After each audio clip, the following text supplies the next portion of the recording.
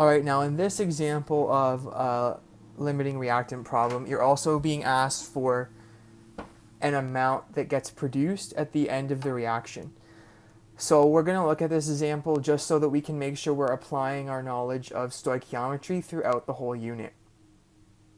So this question says, 2 moles of zinc and 3 moles of hydrochloric acid are reacted together to produce zinc chloride. Which is the limiting reactant? How much zinc chloride can be produced? Now you'll see at the top there, I've just decided to go ahead and already write out the balanced equation. That's not something that you would be provided in the question. That's something that you can determine yourself by extracting the information from the question itself. Because we know that when zinc and hydrochloric acid react, we know what kind of reaction that is, and we can predict their products based on what we learned in a previous unit. So our first step is we can determine this to be a limiting reactant. We know there's more than one amount given, and we're just going to convert the amounts that were given in moles into the equivalent amount of moles of the same product. So we have 2 moles of zinc and 3 moles of hydrochloric acid. Now we're going to set up our equivalent proportion multipliers. So for zinc chloride, that's what we're being asked for, how much zinc chloride can be produced. We know that there's 1 mole of zinc chloride that gets made per every 1 mole of zinc. And we know that there's 1 mole of zinc chloride that gets made per every 2 moles of hydrochloric acid. And again, I can always check that I have set up my expressions correctly based on the units canceling out. So since we have a 1-to-1 ratio for zinc chloride with zinc, we know that that's just going to give us 2 moles of zinc chloride. And then here we know that there was a 1-to-2 ratio between zinc chloride and hydrochloric acid. So we know that there we're going to get 1.5 moles of zinc chloride. So then we just have to look to see which one is less, and we know that the hydrochloric acid would produce less zinc chloride.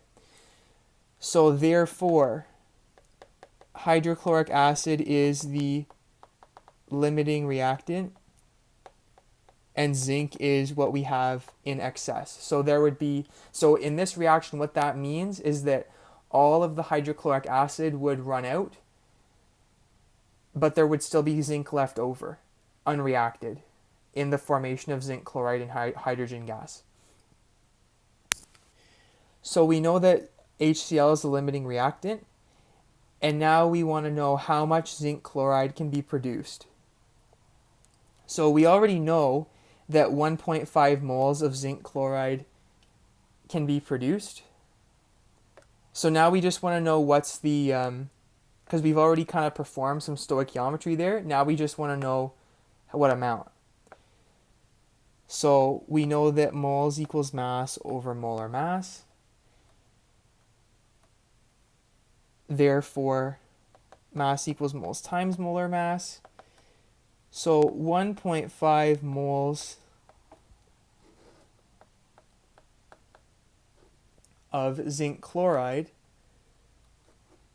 and then we're going to multiply that by the molar mass of zinc chloride, which is around 136.286 grams per mole.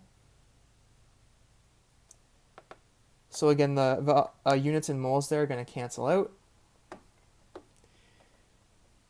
And then we're just going to multiply those two values together, and it will give us about 204.429 grams. So we had determined that hydrochloric acid was the limiting reactant, zinc was in excess, and then in terms of how much zinc chloride actually gets made in this reaction, it would be 204, I'm just going to round that off to 2 decimal places, 204.43 grams of zinc chloride are produced.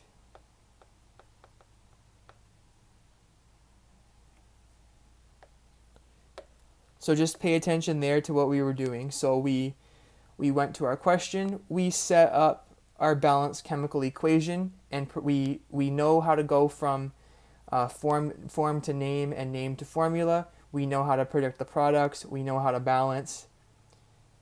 Then we set up some molar ratios, did a little bit of stoichiometry to figure out what reactant was limiting and what was excess.